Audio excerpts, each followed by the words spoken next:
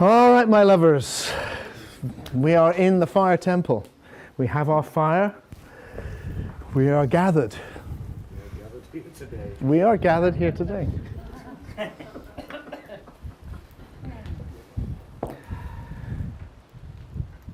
So for thousands and thousands of years, human beings have gathered together around fires to tell stories of where we've come from, where we're going, and what this strange, bittersweet, amazing experience of life is.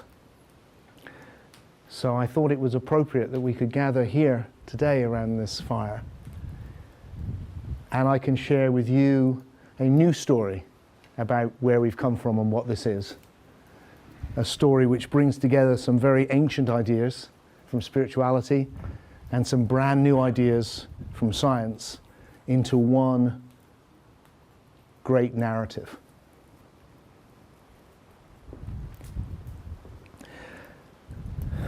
And our place our story starts is 13.8 billion years ago with this event that gets called these days the Big Bang, which is actually a joke name because it wasn't big, it was very, very small, and there was no bang.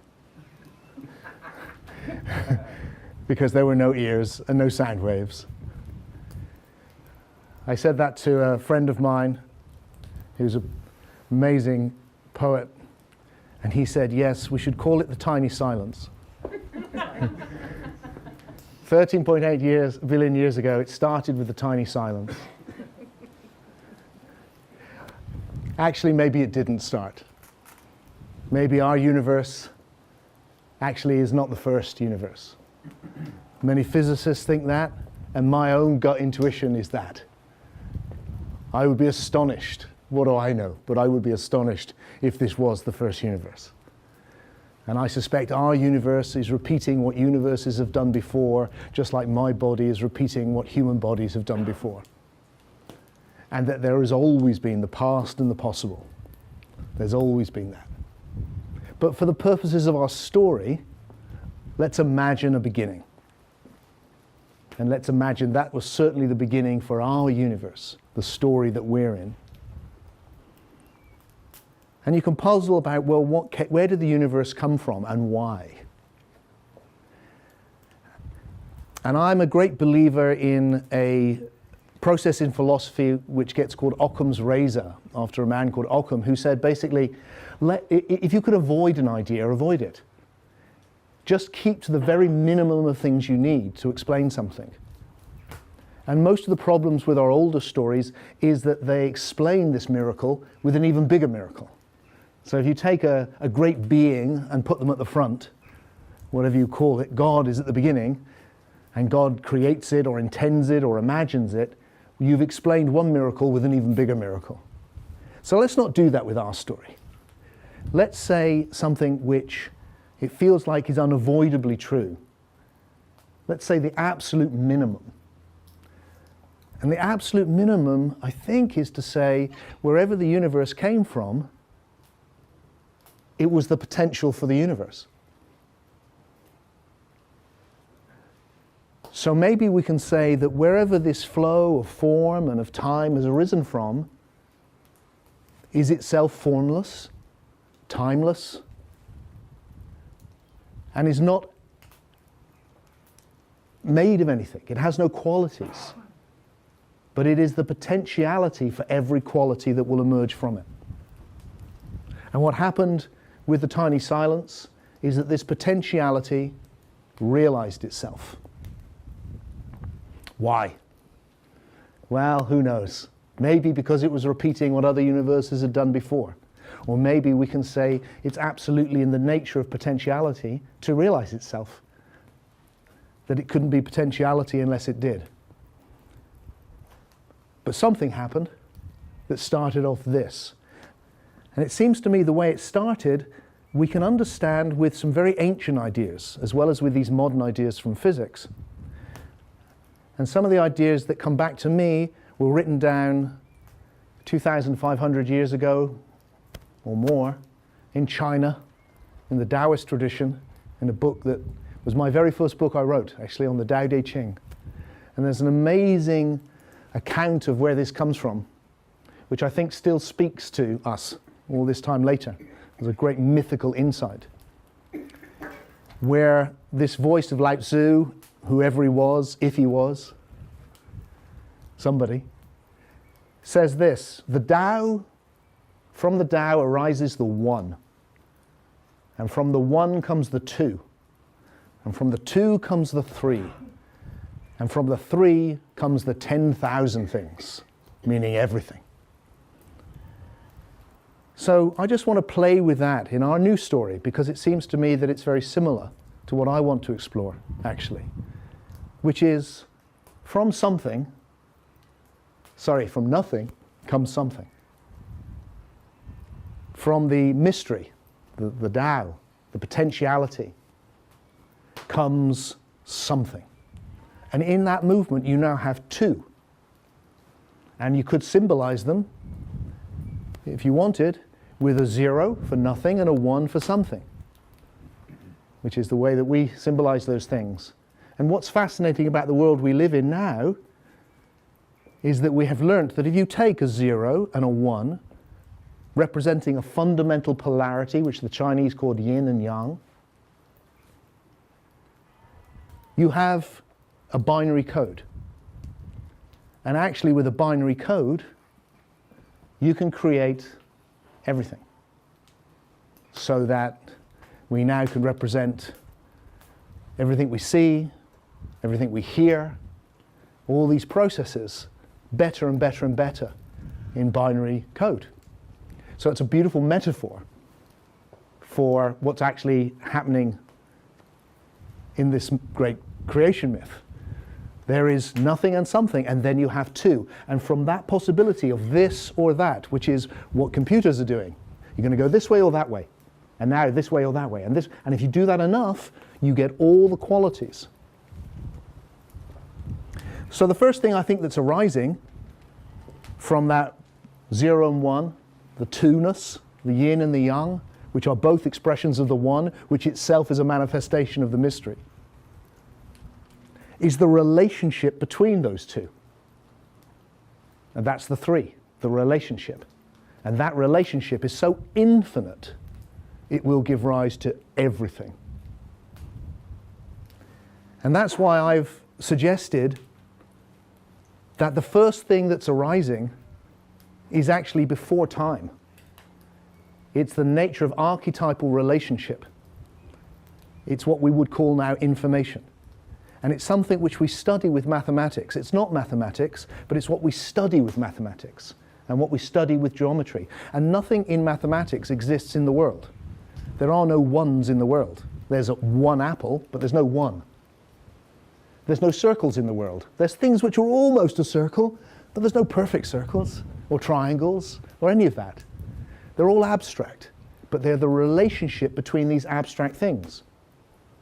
This was a great insight in the West at exactly the same time that Lao Tzu was writing of Pythagoras, who's the Buddha of the West, who was the generator of the idea, which has come to fruition in our own lifetimes, that mathematics is a way to understand everything. And one of his great insights was, look, music is maths. He would study the lengths of strings and see that it was relationships. Everything was these relationships. And what we've discovered with science is that that is the greatest tool possible with which to understand the complexity of life. Why? Because I think the first thing which is emergent is these abstract relationships, timeless relationships. And this is what Plato was pointing to as a Pythagorean with the idea of a realm of forms. It's a different way of seeing it. He had no idea of evolution. He didn't see it in that way. But I think it's resonant with what they were seeing all that time ago in the West and the East. And what I love about looking at number, just the simple 1, 2, Oh, now you have 3. And then that implies 4, which implies 5, and 6, and is you have the archetype of time. You have the archetype of one thing following another. And what comes from that is time. And once you have the archetypes of geometry, you have the archetype of space, which is that in the dimensions we experience here. So from that information will become everything. And the beautiful, we can understand that today through the metaphor of the way in which we can create virtual realities. I'm not saying this is a virtual reality. I'm saying whatever we discover as human beings mirrors back to us what this is we're in a new way. So it starts a process of unfolding, and what happens is that it starts with the simplest of things. On the quantum level, you can actually see new possibilities coming into and out of existence. You don't even know whether it's a wave or a particle. It's not fixed. It's fluid. But by the time it reaches a higher level of information, matter, it starts to become fixed. And you see the beginning of what will be the material universe. You will see the arising of hydrogen and helium and the fundamental forms that will create these enormous stars, which will then create more forms, all of which are in us now. They're still there. So the fundamental idea behind this cosmology, this story which I'm sharing with you, is that what this is, what existence is the realization of potentiality. That's what it is. That's what it is when it started, that's what it still is right now. But it's in the nature of time that the past accumulates, that the information, as it becomes richer, everything that has come into form, everything that has had a form, is formed forever. So that the flow of the time stream is becoming richer and richer and richer, which means there's a tendency towards the emergent of new things. That process of evolution, which builds on what's happened before. So that every moment in the past is just like every moment for us now. Every moment contains within it everything that has happened before. It is arising from everything that's happened, and it's realizing a new potential that has never happened, ever. And that is always the case. And that's what's been happening for these 13.8 billion years. And each new moment has realized a new potential, and at some points, a dramatically new potential. Novelty, new things. There was once no water. There was once no water, and then at a certain point in this story, hydrogen and oxygen got it on, and we had water for the first time. And just think about that. 2 gases come together, and we have something we experience as a liquid. How extraordinary is that? How extraordinary is that? But that's what's happened. There is a creativity to this potentiality. Alfred North Whitehead invented the word creativity, which we use all the time now. He invented it to describe what I call the potentiality, the formless, timeless present that is always here, within which everything is happening. Because it's creative. It takes what exists and it makes it new. It takes what exists and it makes it new. And it's happening now. I'm doing it. It's within me. These words are new. It's always new. So it seems to me that what has happened since the tiny silence is that we've had this enormous process of emergence, which has taken us from very, very simple matter to the complex galaxies. 100 billion galaxies full of 100 billion stars have arisen. As the universe has expanded, which, by the way, with one of my favorite facts, which means that the center of the universe is everywhere. And that's not some nice mystical thought. It's actually true because it's expanded from one center, which means that that center from which it's expanding from is where you are. You are literally the center of the universe, but so am I. So is everywhere. That's the nature of the thing we're in.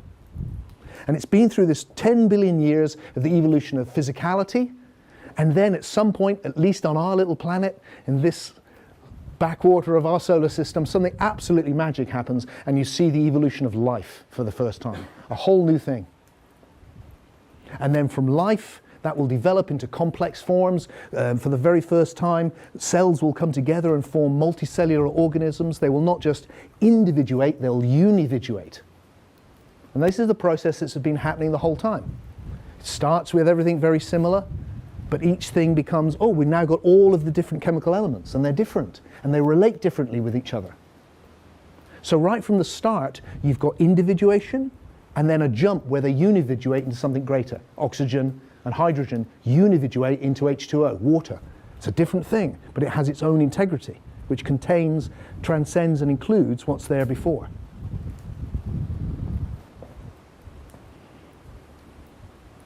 And through this process, what you also have is the evolution of both objectivity and subjectivity.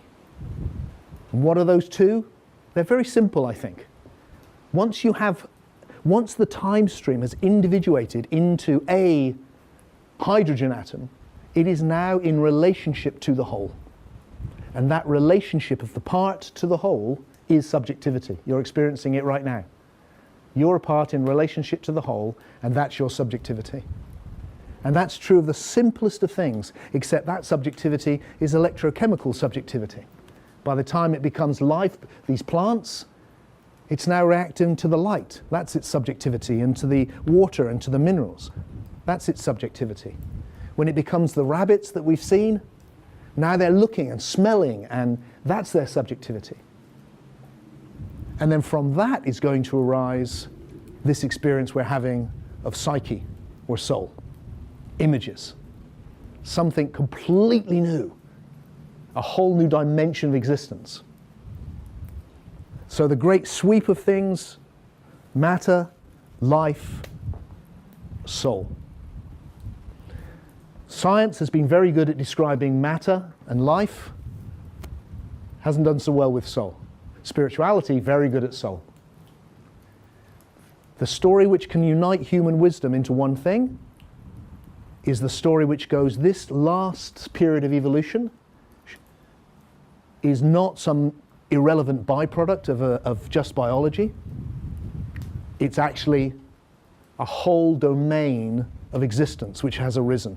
Just as a whole ecology of life has arisen on the basis of the complexity of matter, an ecology of soul has arisen, which has its own existence. And that's what spirituality has been saying for thousands of years. So, looked at this way, the evolutionary process has gone from simple matter to something which is not made of matter, which you're experiencing right now. It's gone from something which is causal to something which is full of meaning. It's gone from something which is you can measure relatively easily to something which is you can't, which is actually like a dream, which we're in right now. So that we find ourselves at the end of that process in all of that at once. I'm experiencing, there's the primal fire, there's matter, here's biology, and then here, where we're talking, where we're sharing these ideas, we're experiencing something which is beyond matter. It doesn't exist in this fire temple. The place where our bodies are meeting in the fire temple, but our souls, our minds, our imaginations, where are they meeting? It's completely non-local. It's somewhere else altogether. It's another dimension altogether. So let's look at what's arisen with that dimension. So with the arising of matter, you get all the chemical elements and da-da-da, and the stars and the da-da-da. And then with the arriving of biology, you get looking and listening, and you get eating and dying and all sorts of new things which never existed before. Well, it seems to me that that process didn't end. That process continued. And when it arrived on this whole new level of psyche, wow, the novelty has just exploded. You get a whole load of things which have never existed before. Suddenly there they are. Humor never existed before. Tragedy never existed before. Stories never existed before. Meaning never existed before. The list is endless. Just go through it. You know, imagination, memory, everything. Just like, whoa, there's the world we inhabit mostly came into existence with that, because that's where we exist mostly. But the one I want to focus on tonight, because I think it's very central to spirituality, is I want to suggest to you that what arose with the evolution of soul was also immortality. Now the first thing to get is that what arose with the beginning of life was also death. So there's no death before you have life, they arrive together. So is it possible that as spirituality has taught since shamanic times, that actually with the arising of the soul, something transcends death? Why? Because it's not made of matter, it's not biological. It is in relationship to biology, but fundamentally the essential idea in spirituality is that you are now a soul. You are this non-material thing in relation to a body. Can we take that seriously today? Has that got to be thrown away? I don't think it needs to be thrown away. I think it can be taken seriously. And the key is to go right back to the beginning and go, this is information. This is information. That's where it started. Now, I am an emergentist, not a reductionist. So please don't misunderstand me. I am not saying this is really information. I am not saying this is really noughts and zeros. I'm saying this is really information which has emerged onto these other levels and until it's turned into really life and really soul. And it cannot be reduced to where it started. But nevertheless, that is where it started. And so we can understand that what's happening is that information is arising on all these different levels. And you can see that with your body. George and I have known each other for 15 years. When I first met him, he was a completely different person, literally, in terms of his body. There was not a single atom in George's body which was there when I met him. In what way is this still George? And yet it is. Let alone his soul, but just his body. Completely different. So when we meet now, we're completely different, literally completely different physicalities. And that's because we're not, the body is not the physicality. The body is information through which physicality passes. Which is why you take it in every day and get rid of it, and take it in and get rid of it. And through doing that, you maintain, because the body is information on the biological level. That's what it is. So it's definitely the same body, it just happens to be not the same atoms. So if you can get that, then we can look at the soul. So what's happened is we've evolved onto a non-material level of information. That's where we've ended up. That seems to be obvious from our actual experience. So is it possible that that can exist in its own right? So for the purposes of our story, because my God, there's so much we could say about this and so many deep questions we could ask, for the purposes of this story, I want to give you a metaphor, which I hope is enough to point towards a way of seeing this that could be helpful. And that's to return to the computer analogy which we started off with. Because what struck me when I was thinking about this was I was writing my book, Soul Story, on my computer. And there was months and months and months of work on my computer. But were I to spill my coffee on my computer, all of that would be lost. Except it wouldn't, of course. Because that information, which was on my computer, was simultaneously on the cloud. It was simultaneously non-local. It was locally in that hardware, but it was simultaneously everywhere. Now, obviously, this is a metaphor, but just play with it with me, because I think that actually fits what I'm experiencing, which is that I exist both here and in the cloud, in a non-local space. That's where I exist. So the question around life after death, I think, could be framed like this. Once you go, oh, okay, so that's possible. The question which comes next, I think, is, well, doesn't the body support that? Well, we've explored already that everything is one thing unfolding in these individuated ways. What is supporting it is not the body. What is supporting that information on the level of soul is the whole universe. What is supporting you as a soul is not just your body. It's the history of everything which is supporting you. So that it is able to exist because it is supported by the whole of existence, I suggest. So let me frame the question for us about life and death so that we can see where we've come from and where we're going. The question, I think, is this. Hey, when this experience we're having of being a body stops, when this body dies and I can't look anymore and I can't listen anymore and I can't touch anymore because that's my body doing that, does this experience of imagination stop or not? Does the dream end when the senses end? Or does that continue? And what I find fascinating, just because I love people's stories, is that throughout history, people have said they've experienced that it goes on. And because of science, because of medical science, we now, today, have literally hundreds of thousands of accounts of people who've medically died and come back to say, no, it definitely goes on. In fact, it becomes much richer than you can possibly imagine. So I want us in this new story to be able to entertain very seriously the possibility that life is not only meaningful, but that it continues, and that is a large part of its meaning. And here's why I think it's ended up that way.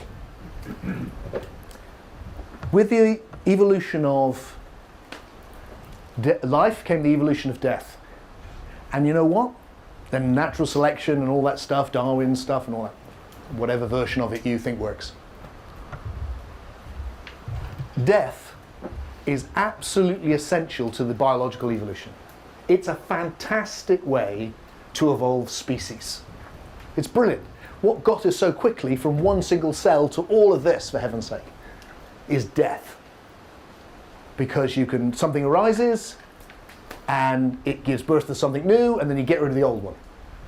And then new, and then get rid of the old one. And new, and get rid of the old one. So if you want powerful, strong variety of species, death is your way.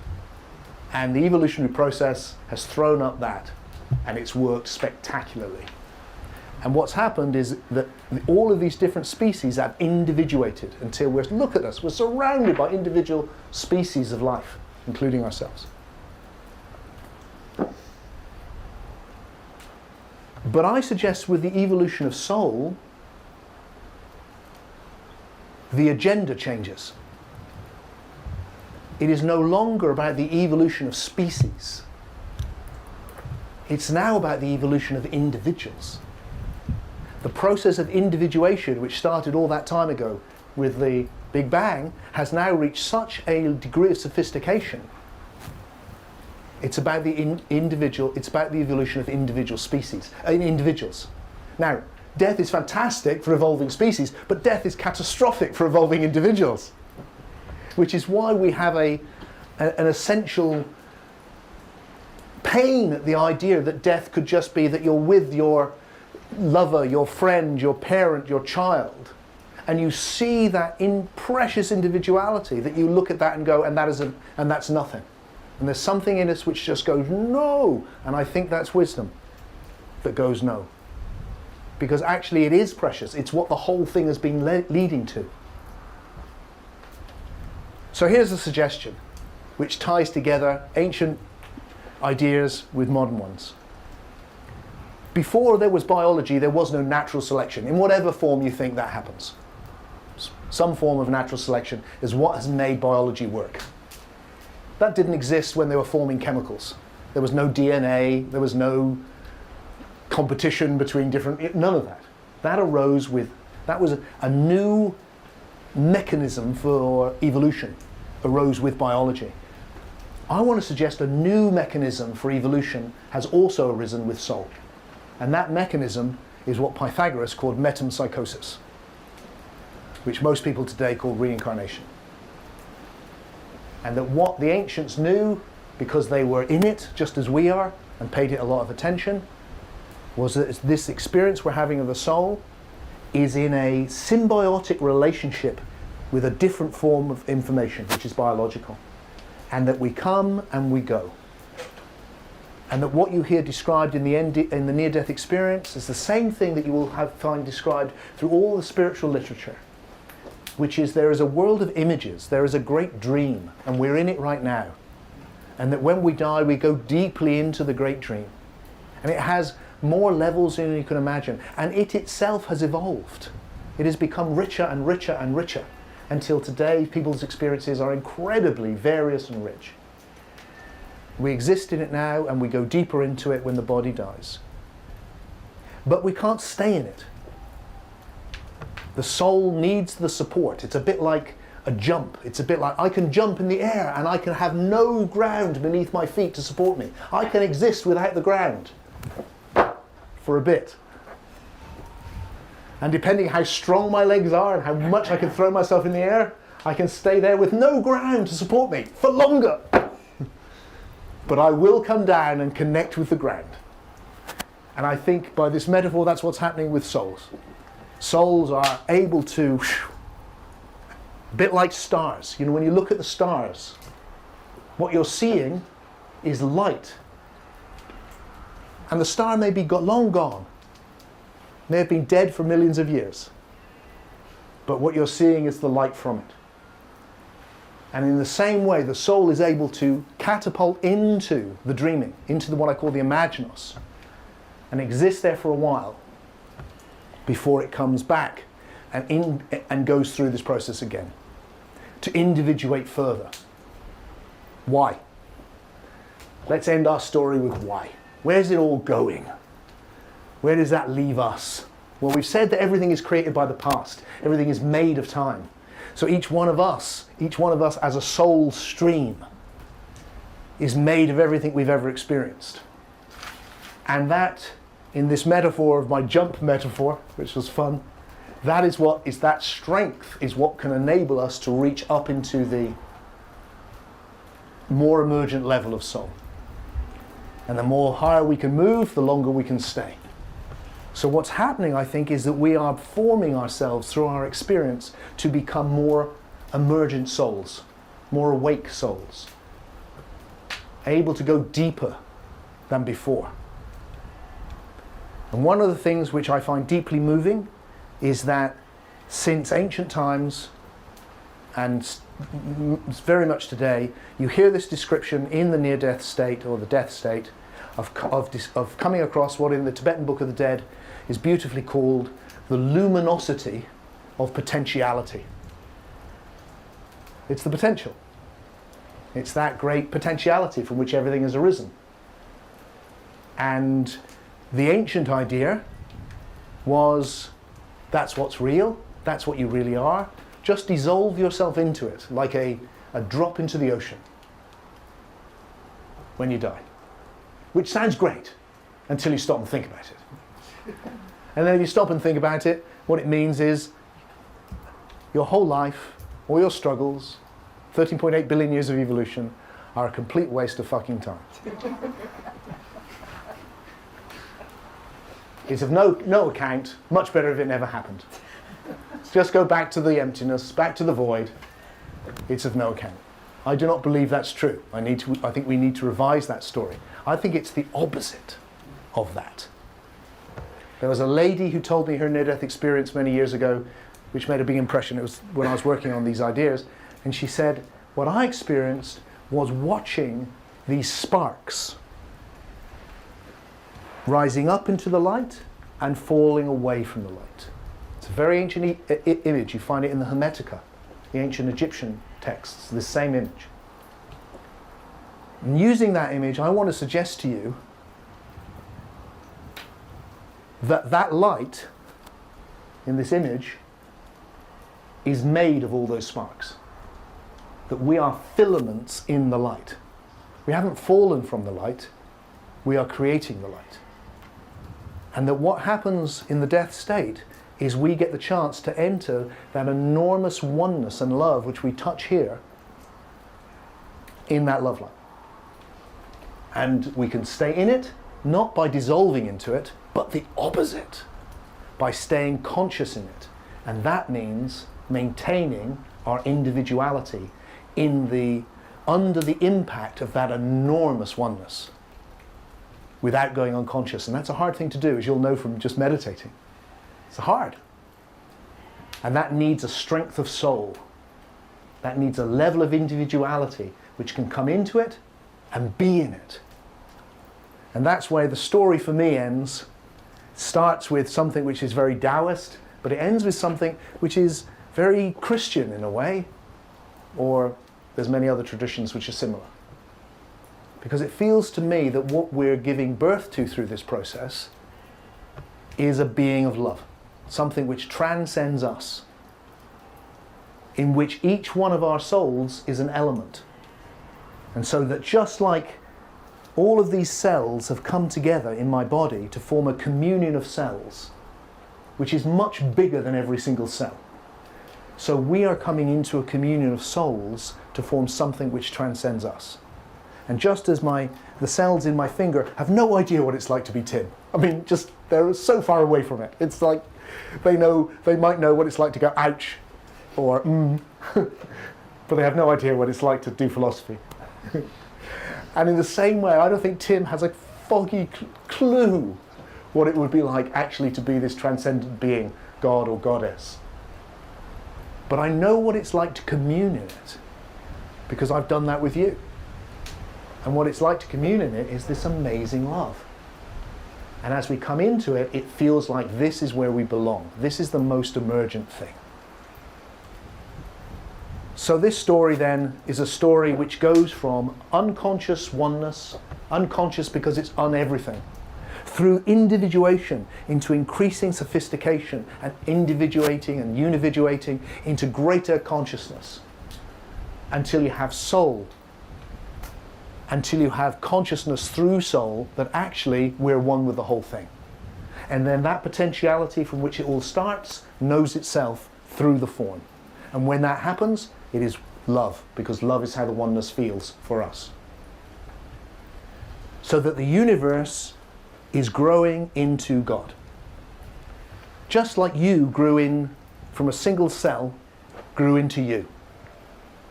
So the universe is flowering or growing into this. It's the most emergent things come last. And that is the most emergent thing.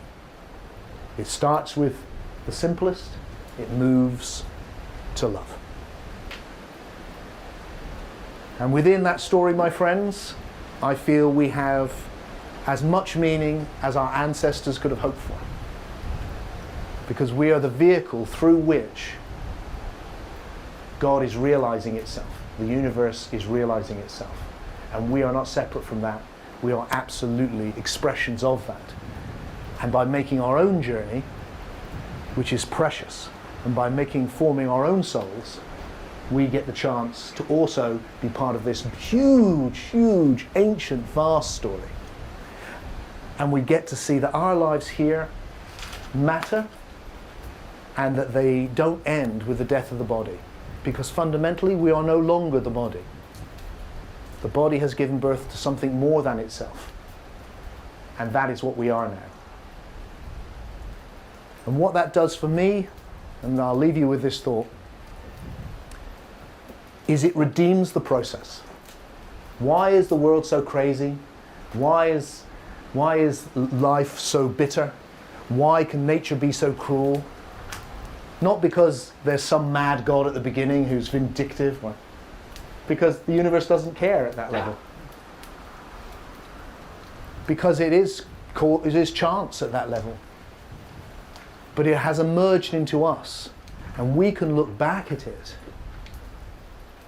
and from a place of compassion, we can go, like we do with our own lives, when you can look back on all of that suffering and go, but it led to this. If it leads to a greater good, everything is redeemable. If it leads to a greater good, everything is redeemable. And for me, from the very first experience of waking up when I was 12 years old, all the way through all the experiences I've had with so many of you, what I find in that state is this profound goodness, this naivety that goes, life is good. Despite everything, life is good. And death is safe. And what really matters is this love. So the whole of this story, I think, ends there. That this is good, that this thing we're in. That the journey is safe, ultimately, even though it's hairy. And that what really matters is that we connect as souls and bring that love into the world together.